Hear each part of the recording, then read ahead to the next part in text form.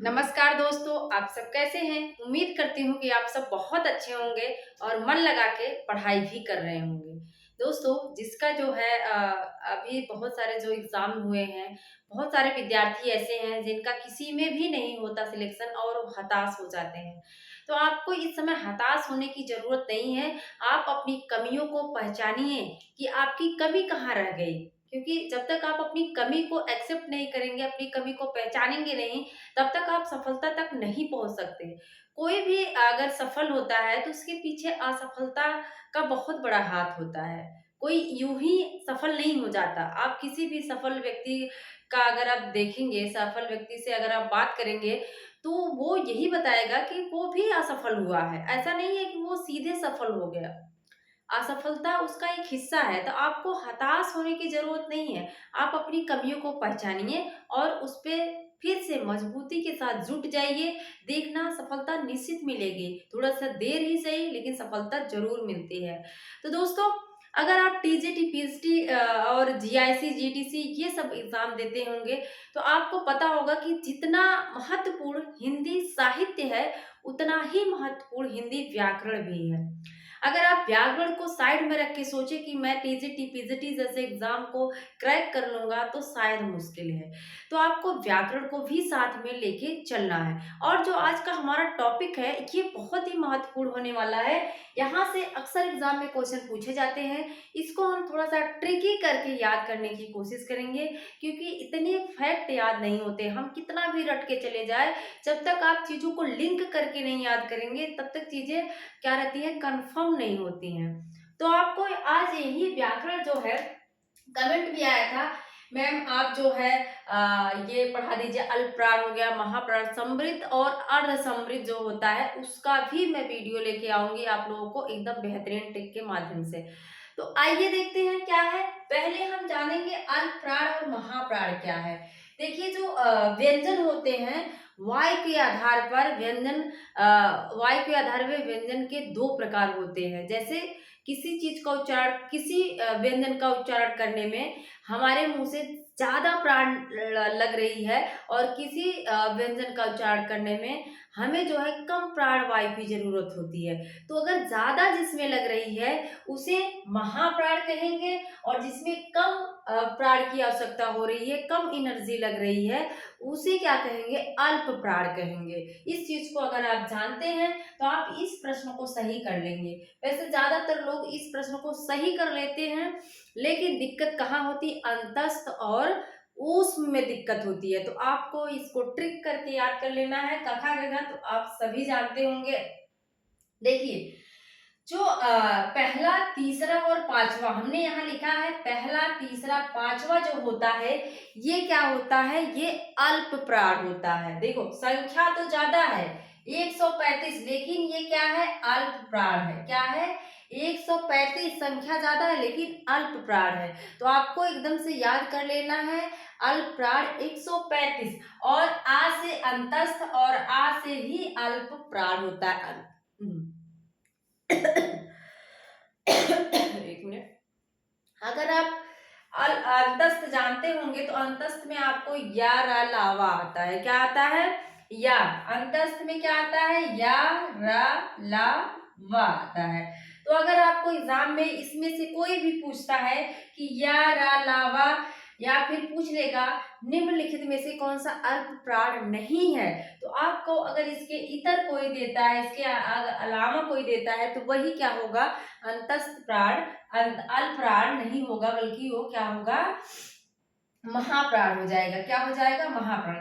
तो आपको याद कर लेना है कि जैसे का हो गया, गा हो गया, अंगा हो गया, ये क्या हो जाएगा, अल्प प्राण हो जाएगा। अब बच रहा है वर्ण का दूसरा और चौथा। तो जो दूसरा है और चौथा है, ये क्या हो जाएगा, ये हो जाएगा महाप्राण। 24 महाप्राण, 24 क्या है, महाप्राण।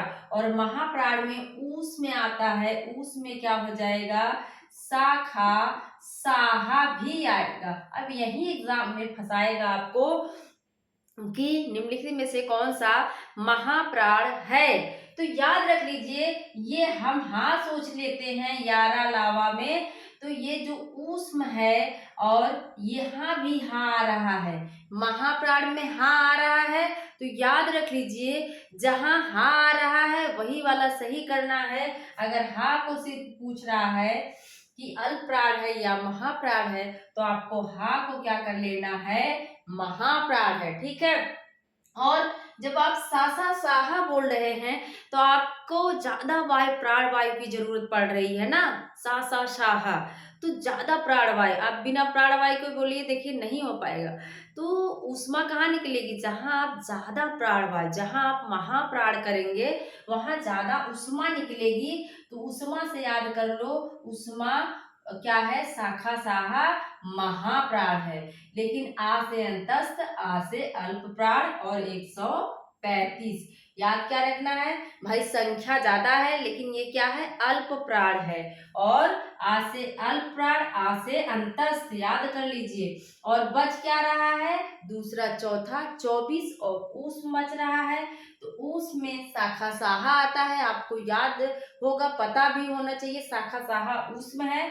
तो ऊष्म जब आप महाप्राण करोगे तो ज्यादा ऊष्मा निकलेगी। तो ज्यादा ऊष्मा से मतलब ऊष्म, और ऊष्म है महाप्राण।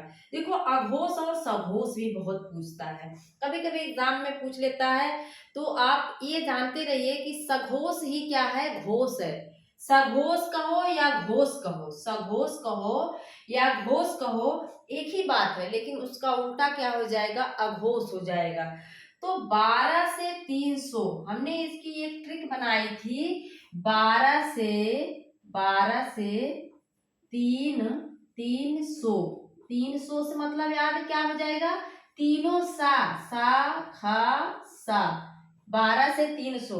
देखो जब कोई सोता है तो कहते हैं शोर मत करो, घोष मत करो, क्या करना है, घोष नहीं करना है, अघोष बन के रहना है।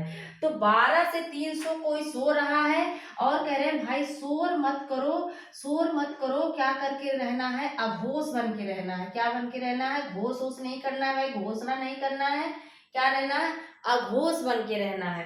तो आपको याद हो जाना चाहिए अघोष कब रहेगा, कोई 12 बजे के बाद गर्मी में लोग खाना पीना खा के सो जाते हैं ना, तो वहीं से रिलेट कर लो, जब कोई सोता है 12 से 3 सोता है तो अघोष रहता है, मतलब घोष नहीं करना है, घोष वोष नहीं करना है भाई, एकदम शांत रहना है।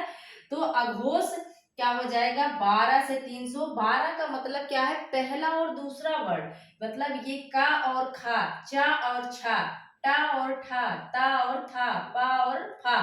तो ये जो 12 से 3 सा है, इसमें हा नहीं आएगा, इस चीज को याद रखिएगा। हा किस में आएगा, वो चला जाएगा घोष में, किसमें चला जाएगा, घोष में चला जाएगा। यही एग्जामिनर फंसाएगा आपको। मैं इसीलिए ट्रिक बना रही हूँ कि 12 से 300, 300 से मतलब तीनों सा, 300 से क्या मतलब है, तीनों सा, इसमें हा नहीं है, आप देख रहे हैं। तो जब कोई सोता है तो अघोष करना है। उसके अपोजिट क्या हो जाएगा, 345 फिर बच रहा है, पहला दूसरा हो गया, पहला दूसरा हो गया, 345 बच रहा है ये वाला। तो ये क्या हो जाएगा, घोष हो जाएगा और अंतस्थ हो जाएगा। तीनों सा उसमें चले गए तो आपके दिमाग की बत्ती खुल जानी चाहिए कि अगर सा उधर चला गया घोष, अघोष में, घोषणा नहीं करनी, घोष नहीं करना है अघोष में, तो घोष अंतस्थ जो है वो घोष में आ जाएगा और हा भी इसी में आ जाएगा। एग्जाम में फंसाएगा कि सभी स्वर क्या है, ये अक्सर पूछता है, सभी स्वर क्या है, घोष है कि या घोष है। अब इसी में बच्चा कंफ्यूज हो जाता है। तो मैंने याद कर लिया था, जो मेरी बेटी है उसका नाम है स्वरा, तो हमने वही से रिलेट कर लिया था। जो स्वरा है, देखो छोटी बच्ची है तो वो घोष तो करेगी ही, चिल्लाएगी ही, बच्चे तो चिल्लाते ही हैं, उनको कुछ ना मिले चिल्लाते हैं। तो हमने वहीं से रिलेट कर लिया, स्वरा क्या करती रहती है, हमेशा घोष करती रहती है, उसको कोई चीज नहीं मिला तो घोष करती रहती है, घोष का मतलब चिल्लाती रहती है। तो सभी स्वर कैसे हो जाते हैं, वो घोष हो जाते हैं, घोष मतलब सघोष हो जाते हैं। तो आपको याद कर लेना है 345 हंतस्थ और जो सभी स्वर हैं, और हा ये क्या है, ये सभी घोष करते हैं। अब देखो उच्चित वर्ण या ताड़न जात इसी को कहते हैं। जैसे आप पढ़ना लिखते हैं तो वहां पे जो है कौन सा वर्ड आ रहा है, उच्छिप्त वर्ड आ रहा है, बहुत पूछता है। उच्छिप्त या ताड़न जात इसी को कहते हैं। तो आप एग्जाम में कंफ्यूज मत होना कि ये ताड़न जात क्या है। ताड़न जात ही क्या है, उच्छिप्त है और ढा है और अड़ा है। क्या है, ढा है और ढा है। तो ये दोनों याद रखिएगा, ढा और ढा। वत्स व्यंजन पूछता है, आप वत्स को याद कर लो। सरल जन क्या याद करना है, सा है, रा है, ला है और ये नुक्ता वाला जा है, याद रखिएगा, और ना है। इसको क्या करना है, आपको लिख लेना है सरल जन। आप देख रहे हैं सरल जन। तो वत्स, वत्स कौन होते हैं, वत्स मतलब बछड़ा, वत्स मतलब शिष्य। तो शिष्य कैसा होना चाहिए, सरल जन होना चाहिए। कैसा होना चाहिए भाई, वत्स सरल जन होना चाहिए। अगर आप ऐसे रिलेट करके याद करेंगे दोस्तों, कोई भी प्रश्न गलत नहीं होगा। देखो लुंठित है, लुंठित में अक्सर हम कंफ्यूज हो जाते हैं, सोचते हैं लुंठित मतलब ला हो जाएगा और पार्श्विक मतलब क्या हो जाएगा, रा हो जाएगा। ऐसा नहीं है। लुंठित आपको याद करना है, जिसमें अगर ला आ रहा है वो ला वाला नहीं होगा, जिसमें रा आ रहा है, जैसे पार्श्विक में आप देख रहे हैं उड़दुआ रा है, तो ये रा नहीं होगा, इसके अपोजिट होगा। मतलब लुंठित में रा आएगा और पार्श्विक हमने यहाँ नहीं लिखा है, क्या हो जाएगा, पार्श्विक में क्या हो जाएगा, ला आ जाएगा। ठीक है।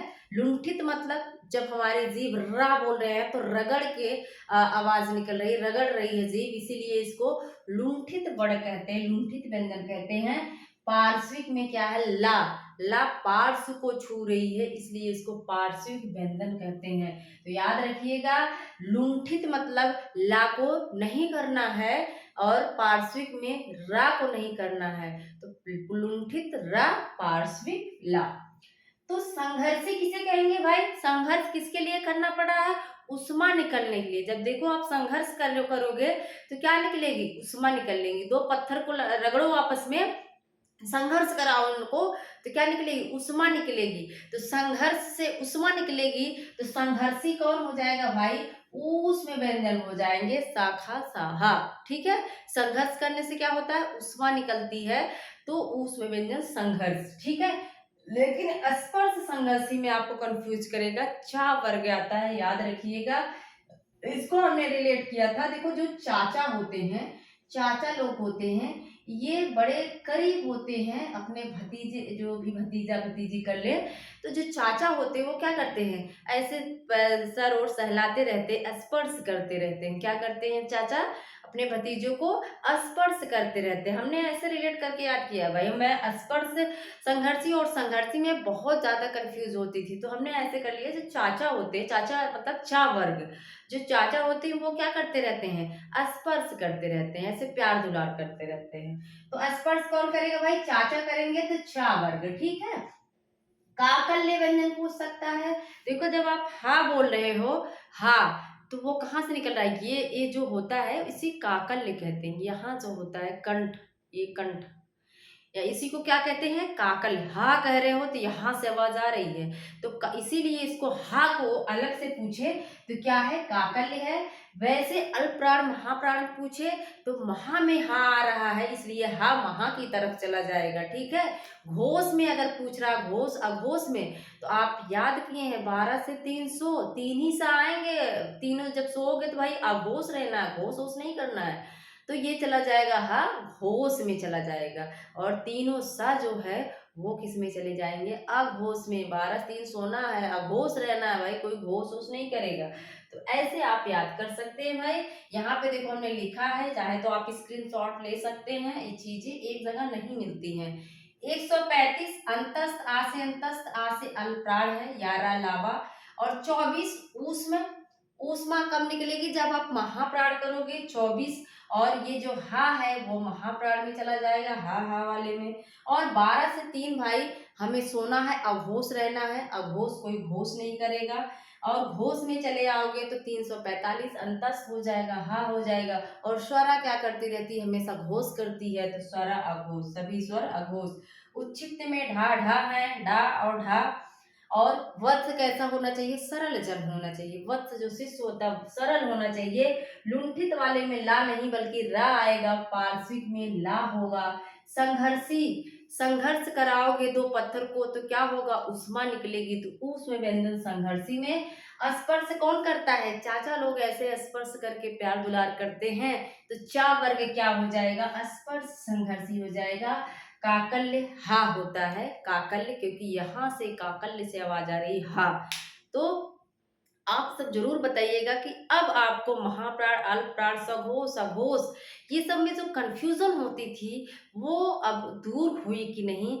और अगर आपको लग रहा है कि सच में मेरे पढ़ाने का तरीका अच्छा है, तो आप चैनल को सब्सक्राइब जरूर कर लीजिएगा, लाइक कर लीजिएगा, शेयर कर दीजिएगा। ऐसे वीडियो आपको देते रहेंगे। मिलते हैं अगले वीडियो में। Thank you.